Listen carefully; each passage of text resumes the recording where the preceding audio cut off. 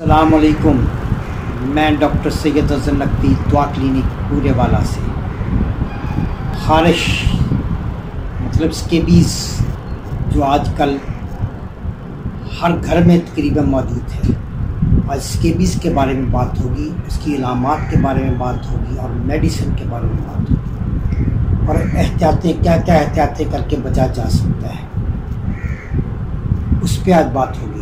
تو آئیے چلتے ہیں اپنی اصل موضوع کی طرف۔ میں ڈاکٹر سید افضل نقوی دعا کلینک پورے والا سے۔ اس سے پہلے کہ میں اپنی بات شروع کروں، آپ سے گزارش ہے کہ میرے چینل کو سبسکرائب کر لیجئے اور بیل آئیکن کو دبا لیجئے تاکہ میرے آنے والی ویڈیوز آپ تک پہنچتی رہیں۔ سکیبیز مطلب خارش آج کل عام ہے، جسم میں خشکی ہونا، پوری جلد کھردری ہو جانا، خارش کا لگاتار چلتے رہنا، ایچنگ ہونا، پورے جسم میں ایچنگ ہونا، کئی دفعہ ایسا ہوتا ہے جا بجا چھوٹے چھوٹے دانے بھی نکل آتے ہیں اور بہت زیادہ جلن اور خارش ہوتی ہے۔ تو آئیے چلتے ہیں اب میڈیسن کی طرف۔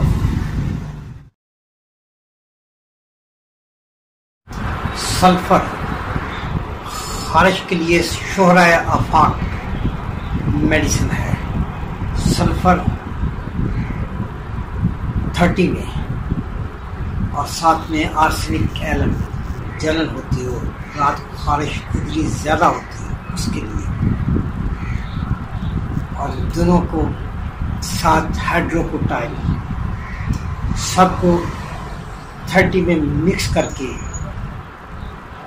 5 قطرے صبح دوپہر شام لیں اور کچھ دن لگاتار استعمال کریں، اس سے انشاءاللہ تعالی سکیبیز کی شدت کم ہونا شروع ہو جائے گی۔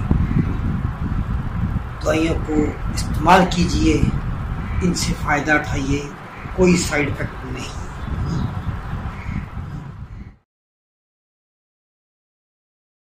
اور اب باتیں ہیں اس کے پرہیز کی طرف۔ اس کے پرہیز سے زیادہ فائدہ ہوگا۔ بڑا گوشت نہیں کھانا، مسر کی دال، بینگن، زیادہ تیز مرچ مسالہ، فاسٹ فوڈ سے پرہیز کرنا ہے، اور ڈیلی نہانا ہے، صفائی کا خاص خیال رکھنا ہے، اور ڈیلی کپڑے چینج کرنے ہیں، جو کپڑے اتارنے ہیں گرم پانی میں ڈبو کر دھونے ہیں اور دوبارہ پھر پہننے ہیں۔